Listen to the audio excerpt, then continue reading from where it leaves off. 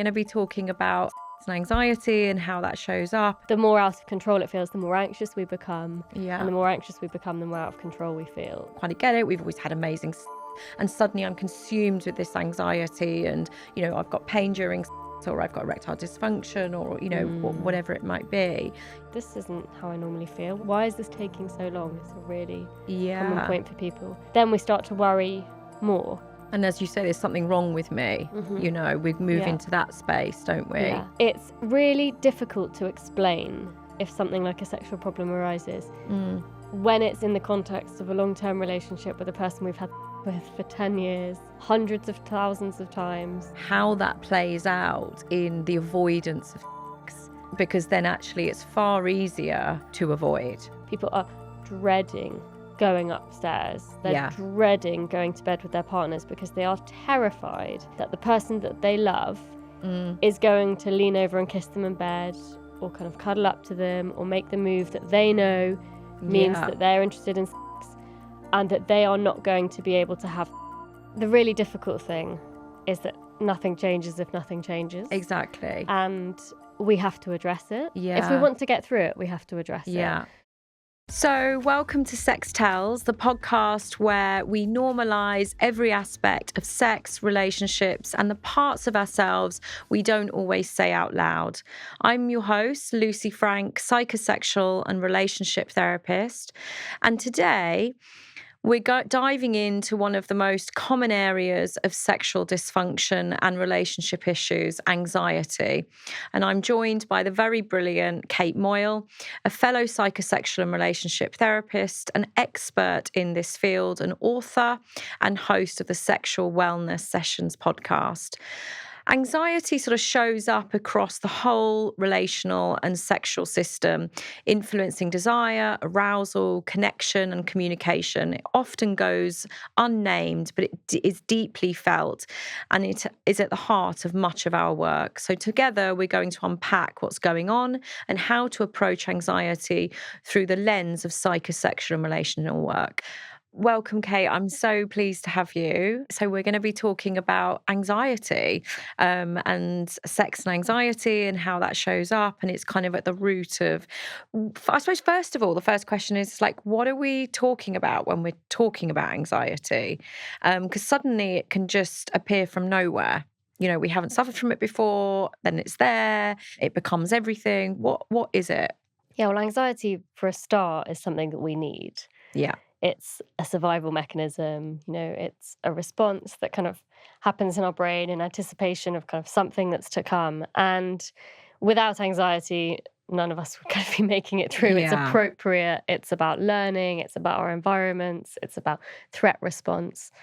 But when it becomes chronic, that's often when we see kind of it intersecting with our sex lives in a negative way. Yes. So one of the things that I'm always kind of trying to work out with people is this appropriate to the situation that you find yourself in? Okay. And sometimes what can happen is we can become anxious about something which kind of interrupts sex, intimacy, relationships in a way that feels out of control. And often I think, and anecdotally my experience of working with people is, the more out of control it feels, the more anxious we become. Yeah. And the more anxious we become, the more out of control we feel. Yes. And that's often a point at kind of which I start working with people a lot. Yeah, okay. So you say, I mean, I know that you've said in the past, kind of anxiety is kind of the undercurrent of almost everything, you know, that kind of that shows up. Can you expand on what you mean by that? Yeah, I think one of the things that I believe, or I see in my work, is that anxiety is one of the kind of foundational levels of what brings, I would argue, almost every single person that comes into my therapy room there in some way. It kind of brings them in some way because there is an anxiety about something, whether that's about self, whether that's about relationship, whether that's about sex, whether it's about performance, whether it's about pleasure. It's something, you know, and one of the big questions and one of the questions that we kind of hosted, I guess, my book launch around when we did that a few years ago was this question, like, am I normal? Yeah. And I believe that to be at the heart of it. In some way, shape or form present for people in every way when it comes to that. And a lot of that is, what are we questioning? And, at the kind of most basic levels, why does it make sense? And one of the things we talk about is the function of the dysfunction. Why does this make sense that this is happening in your sex life? Yes. And if sex has become coded as something which used to be associated with fun, pleasure, connection, and it has become kind of recoded as stressful, makes me feel bad, worry, relationship disruption, we start to relate to it differently. Yeah. And that's where I'm trying to kind of understand or problem solve. I often describe myself as kind of a creative problem solver with people, or a bit of a detective, is what is it that happened to make that happen? How are we responding to it now? And what is it that's maintaining it? And so in what kind of ways does it show up? Because you said, sexually, emotionally, relationally, what are the kind of presenting issues where sort of anxiety is as the undercurrent? I suppose one of the kind of more obvious ones is, I suppose my specialism is also working with sexual dysfunctions. Yes. One of the most obvious ones we'd say is erectile dysfunction. Let's pick a wide-reaching example. Really, really common. Particularly, we see that probability increases with aging, but we actually see that in line with that we see that distress is lower in those who are older experiencing it, probably because there's some kind of social expectation or learning that this happens with aging. Yeah. We also see that testosterone is gradually declining from 30s onwards. And so there's lots of factors kind of going on with that. But when we're talking about erectile dysfunction or unreliable erections, which is a term which I like to use because not everyone who comes to see a psychosexual therapist will fit the clinical definition for what erectile dysfunction means, but it doesn't mean that they're not experiencing unreliable erections. It doesn't mean that they're not experiencing the distress that goes with that.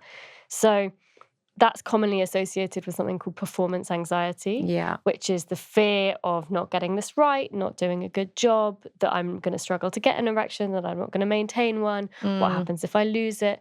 And often we see that people are really in their heads when this is happening, really distracted, and as a result, unable to focus on the kind of pleasure, the sensuality, the experience that they're having, which would be the thing that encourages arousal, which would be the thing which would platform a kind of stronger, more reliable, better erection. Yeah. And so that's an obvious example. But with that, we also have a layer of the psychology of it, which is how I feel about myself. I feel about myself as someone who struggles with this, who is, this word, failing. Not a word I would use, a word that I would argue 95% of people, if not 100% of people use.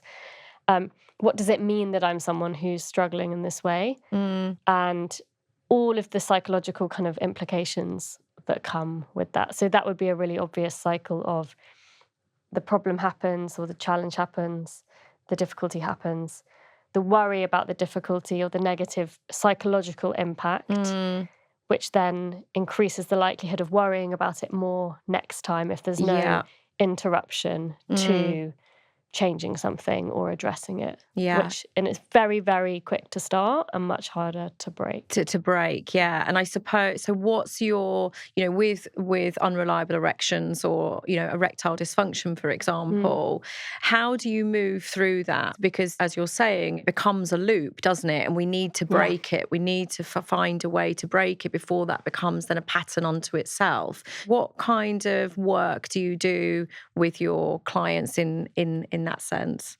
Yeah, so I always look at everything through what we call a biopsychosocial lens. So understanding the biology and physicality of what's happening, the kind of social understanding and impact, and the psychology, so thoughts, feelings, like what's going on in our heads. And we kind of break it down on multiple levels. So one is understanding about like the physicality of how things work. The other thing is like what's going on in our head at the time. What position is that putting us in? And what does it mean in a wider social context? What kind of meaning do I take from it? And it's often about addressing it on multiple levels. So is it someone's relationship with their body? Is it that they, the physicality of what they're doing isn't working? Is it that they're super in their head, they're super distracted, they're highly anxious? And then what are they kind of taking from the social situation, the impact on relationships, etc.? Is there something in their context which is making it worse or harder. For example, they can't explain to their partners what's going on. And so it's about addressing those things on all fronts. And I think sometimes just actually the process of talking it through, understanding it and being able to reflect and to attach it to something helps with that. And also, why does it make sense? Now, on a most basic level, that kind of back part of your brain, that limbic system, isn't sophisticated enough to understand that the threat that you are feeling is not actually a kind of threat to your physical safety, a threat kind of to you in that instance. Because it's psychological threat, I feel bad, I feel rejected, I want to kind of get away from my partner as fast as possible because I feel bad about myself, the disappointment that I feel, the shame that I feel. Exactly. And if we are highly anxious, kind of biologically it doesn't make sense to have an erection at that point. Your brain is redirecting resources to other parts of the body, is not prioritizing sexual arousal at that point. But then what we need to do is work on our kind of coding of the situation. What is it that makes this situation feel like it's so threatening, feels so anxiety-provoking, feels so stressful? And so it's looking at that to understand then the kind of interaction. And that's what I mean by the function of the dysfunction.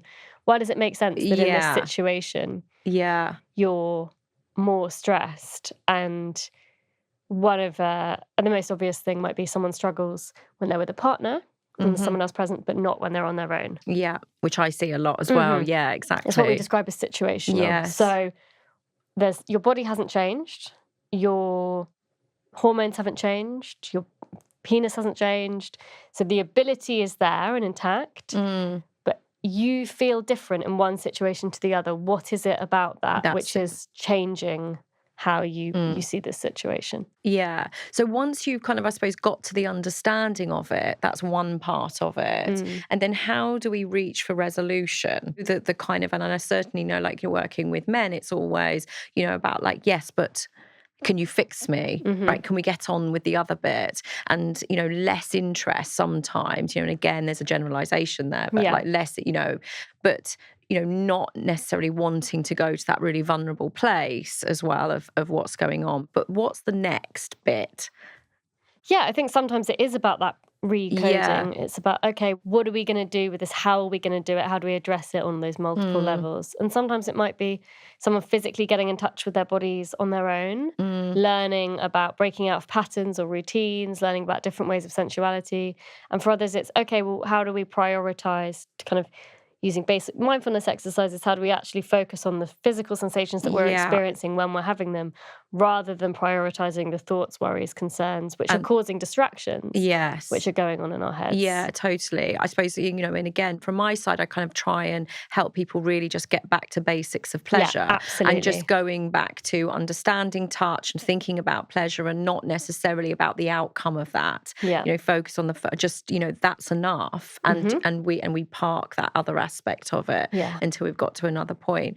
And of course, I suppose, for women, it plays out in, so for example, with things like vaginismus. And again, the anxiety can really, really feel all-consuming when actually there's pain, and significant pain being experienced. Yeah, I think that for a start, one of the things I would say is that the processes are not different based on gender. Yes. And so, but the difference that we see is that erections and penises are external, whereas the vagina is internal. And so we don't have such a visual cue. And I believe that also plays quite a role in these anxieties. And one of the things about vaginismus is that we describe it as psychosomatic. Now, what that doesn't mean is that the pain isn't real. Exactly. It doesn't mean that in some way it was kind of made up, or that someone should, inverted commas, just relax. This term that I hear people have been told, or that's the information they've been given a lot of the time. And it doesn't mean that in any way this isn't happening, or that it's all in someone's head. It is the relationship between their brain and their body. Again, they are relating to penetration, whether that's sex, sex toys, fingers, medical exam, tampon use. They are relating to it as something painful, and therefore their body is responding in kind, which is as a protective response or in anticipation of pain. again, when we look at it and we try and make sense of it, that might be because when someone was 10, someone in the playground said, oh, you know, when you use a tampon for the first time, it's going to hurt and there's going to be blood everywhere and it's the worst thing ever. Yeah. And, you know, that, and I can't tell you how many stories I hear like that from people. Yeah, me, absolutely. Or that people were kind of told messages about the first time they had sex and what it was going to be like. And they are super anxious in response. And guess what? You know, the first time they go to have sex, they're super tense and they're holding all their tension in their body. And if you think about it, when you tense up, your pelvic floor kind of pulls up. And then the harder you push against the pelvic floor, which is really tense, the more it hurts. So the more it's going to tense. And just so, got to get back in that loop again. Yeah, absolutely. And distraction, which, if you think about it, is just this kind of running narrative in our heads, is in the form of thoughts internally as much as us being in a sexual situation and the doorbell ringing. Yes. Or kind of, you know, hitting our elbow on the side of the bed and it kind of taking our attention away from that. Yeah. And distraction can come in the shape of anxiety and those kind of thoughts for us. I'm interested as well in, you know, like how seemingly somebody can be in a relationship for a period of time or their own sort of sense of sexual self, and then it suddenly comes on. I don't know where this has come from. It suddenly has now occurred. And what's your experience and your exposure about what's going on there? And they don't understand themselves. They're kind of like, you know, everything's always worked. I don't quite get it. We've always had amazing sex. And suddenly I'm consumed with this anxiety and I've got pain during sex, or I've got erectile dysfunction, or, you know, whatever it might be. Yeah. Yeah, I love the question, what is the difference that makes a difference? And okay. Sometimes, and I think it's really important we recognise this, something outside of sex can have influenced us. Yeah. Kind of in terms of our sex lives. And we might not always relate those things. Grief is a really good example that we might not have noticed that actually, you know, a grief has completely knocked us for 6. And then every other part of our life feels a bit shaken. And then we expect sex to kind of be protected from that. Losing a job, knock to our confidence, struggling with how we're feeling, don't feel like we're kind of getting anywhere. We're kind of repeatedly putting ourselves out there, feeling like we're getting rejected. And then we're unable to concentrate. When we get into bed, we've just been sending an email to another recruiter. We're not feeling really great about it. We get into bed and our partner starts initiating something. Our head's still somewhere else. And then for the first time ever, we notice that we're kind of struggling to get into it, or our head and our body feel like they're in different places. Yes. And that could be the start of that. Now, what we also see with humans is we have metacognition. We think about our thoughts, at which point we might not have put 2 and 2 together. It's probably actually more unlikely that we haven't. And we start thinking, oh, what's going on? Like, this isn't how I normally feel. Why is this taking so long? It's a really common point for people. And then we start to worry more. And as you say, there's something wrong with me. You know, we move into that space, don't we? Yeah. And it's really difficult to explain if something like a sexual problem arises when it's in the context of a long-term relationship with a person we've had sex with for 10 years, hundreds of thousands of times. Yeah. And how do we suddenly explain that feels different, or something's changed, but we haven't changed? But it's very intangible. And when we're not even understanding it ourselves as well, it's, you know, how do we articulate that? And I suppose that leads on to my next question a little bit, which is just about how that plays out in the avoidance of sex. Yeah. Because then actually it's far easier to avoid. Yeah, absolutely. Yeah, and I'd really be interested in your insight about kind of the avoidance of sex, that new pattern now, and then that creates in itself its own anxiety on top of it. Yeah. I would argue avoidance is the most natural strategy we have for managing that type of anxiety, but it doesn't actually manage the anxiety. It just avoids it. Yeah. So we can't address the anxiety without facing it, but avoidance is the most possible thing we know how to do. So if we are, and you know, I'm using this language because this is what people describe to me. It's not how I would describe it. People are dreading going upstairs. They're Yeah. dreading going to bed with their partners because they are terrified that the person that they love is going to lean over and kiss them in bed or kind of cuddle up to them or make the move that they know means Yeah. that they're interested in sex and that they are not going to be able to have sex. And so they will do anything to avoid that situation because it feels awful for them and it has a negative impact on their relationship, which they love and they want to preserve. And that is with the person they love and they don't want to upset that person. So they will work late, go to bed late, do the washing up. They will say, I've got to finish something off, you go up.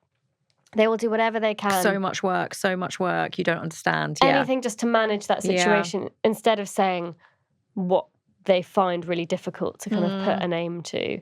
And it makes complete sense because it is the most within reach strategy we have. And most of us have not been brought up to have the conversations. No. Most of us don't know how to put a name to that. And it's really, like I said, it can be really intangible for people.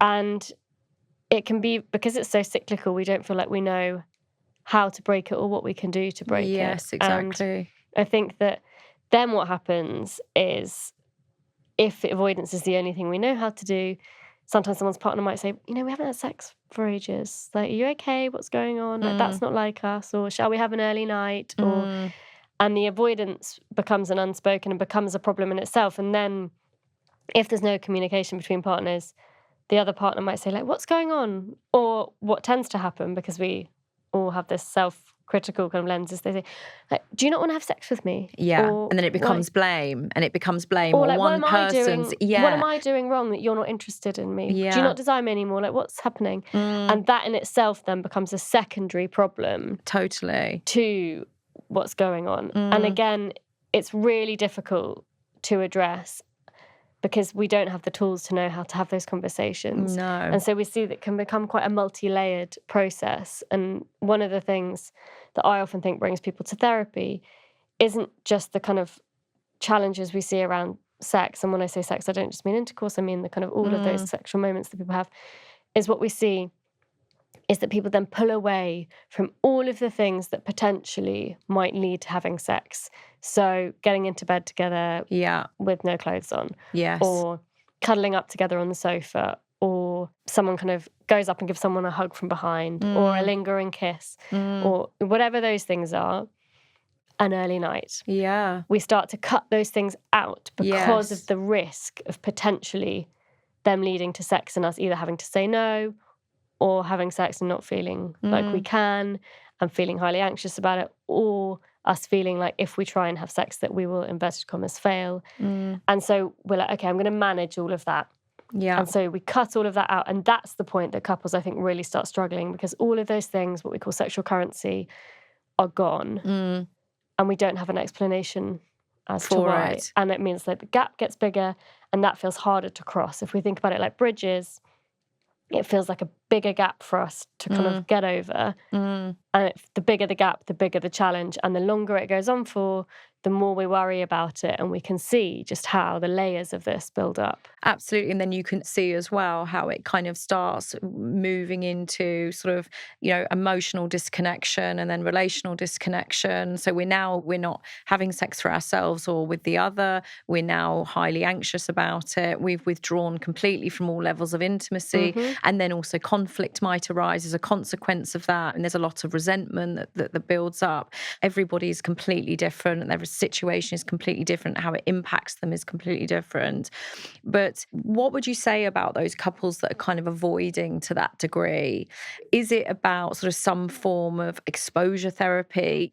Where do they go with that? Yeah, the really difficult thing is that nothing changes if nothing changes. Exactly. And we have to address it. Yeah. If we want to get through it, we have to address it. Because otherwise what we're both dealing with is two individual perspectives on what we think is going on in the other's head, which is our version of what's going on in their head. And there's no clarification, there's no checking.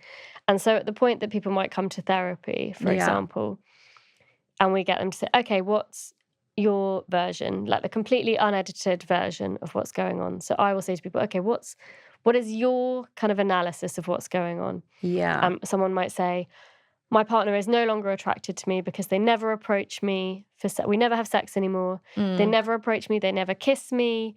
We're like flatmates. They Yeah. never come up to me anymore. We used to have all these little moments. And I think it's because we have small children and I feel like my body has changed. And that's, makes me feel really bad about myself. And I don't feel great about myself. And I think that that's why they're no longer attracted to me. The person sitting next to them on the sofa can say, that is not remotely what is going on here. I've been too scared to approach you because I really feel like I've lost my confidence sexually. Yes. It all happened when I got passed up for that promotion at work. I just felt like it was a real dent to my confidence. And, we felt quite distant because there was so much going on with the kids. And I just feel like it became this gap. And then I started avoiding it and I don't know how to do anything about it. Yeah. And they might both look at each other and be like, how do I not know that about you? Yeah. And I've picked, those are not real clients. I've picked a really obvious example because it's one that we hear a lot. Yes, totally. And that's why I say it's an obvious example, because there are also lots of things. And then what both people take to mean that they are someone that feels that way or that their relationship looks like that. Yeah. Yeah. And the first thing we have to do is to be able to address it and to intentionally... And acknowledge it. And to acknowledge it. What's going on, first of all. Because most of us feel hurt. Yeah. In some way, if that's what's going on for us. And we don't always know how to say that. And actually, when you get down to it, in couples where they really want to make it work, the idea of hurting their partner is the worst thing about this. Yes. And that's where so much of this can get kind of covered up in all of the worries, the assumptions, the worst case scenarios that we all have in our heads. Yeah. Yeah. So sort of leading on, how does sort of desensitization help individuals or couples work through sexual anxiety in your experience? Yeah, I think this is a really common part of our work as psychosexual therapists, so whether it's individual or with couples. And historically, one of the kind of, I guess, original exercises of psychosexual therapy was something called Sensate focus. Yes. Which is essentially where you take the pressure off the point of anxiety. Most commonly, this is around intercourse. And so you take that away. So you say to couples, don't have intercourse, don't have any penetrative sex. But what we want you to be able to do is to gradually kind of build up towards that. Yeah. So, and this is one of the, honestly, like the kind of OG examples of a psychosexual therapy exercise. And it would be kind of hand-holding, completely clothed, touching each other's faces, let's say, completely clothed, lying on a bed together, completely clothed, lying on a bed together with less clothes on. This really gradual... building up. Yeah, exactly. And the theory being that you are reintroducing touch, desire, without the action which is causing the anxiety. Yes. So you can start to kind of gradually reduce that anxiety reaction, because what we know with anxiety is it kind of spreads backwards. So like I was saying earlier about cutting out all of those things, we're kind of doing the opposite. We're like gradually kind of getting closer. Imagine, like holding your hand against a kind of fire. Like you work out where you can kind of put your hands where it's hot enough that you're not going to burn yourself, but you kind of gradually learn to be able to get closer. And so, but also we can do this with individuals. So it's about learning about their bodies, introducing touch. So, for example, with someone who has a sexual pain condition or something like vaginismus, I might start with something as simple as saying to people, lying kind of on your bed with your clothes on, with your hands kind of on your pelvic area, on the outside of your clothes, and just getting used to that feeling. And then we kind of gradually again work towards that. With something like a sexual pain condition, whether that be vulvodynia, vaginismus, something like that, what we might say, or we might use is something called dilators, which are basically a kind of increasing in size set of vaginal trainers. Yes. And they're typically made of silicone.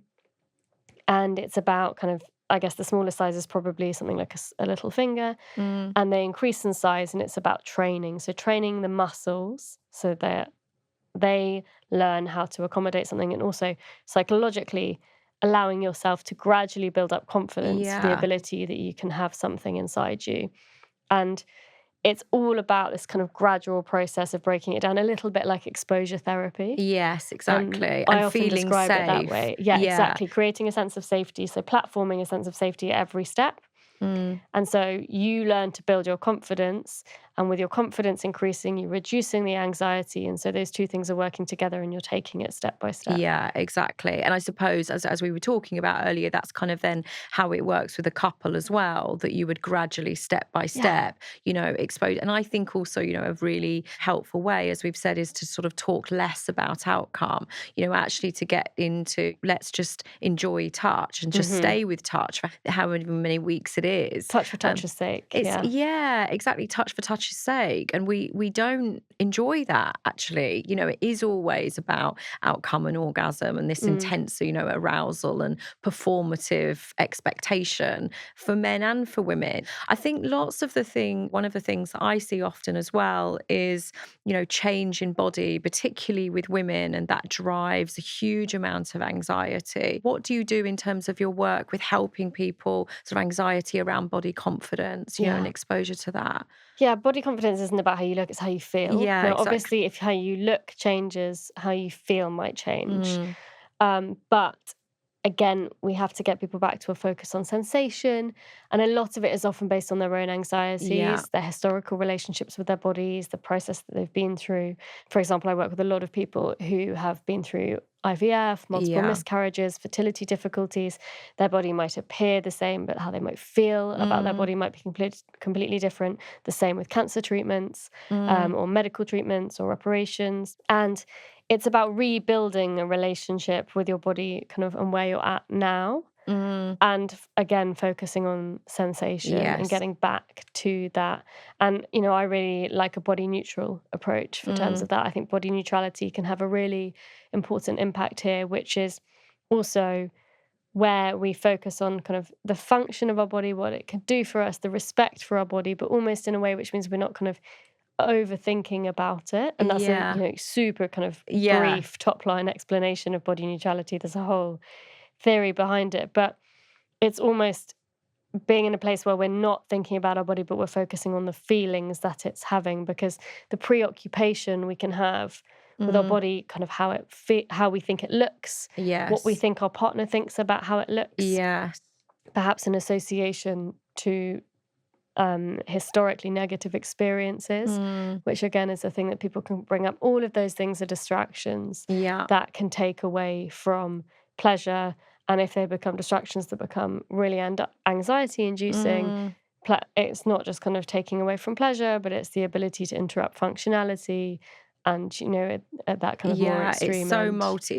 multi-layered. And I suppose, like, as you're talking, I'm also thinking about those people that really see sex as something that they attach to, that they need sex to feel attached, to feel connected to another person.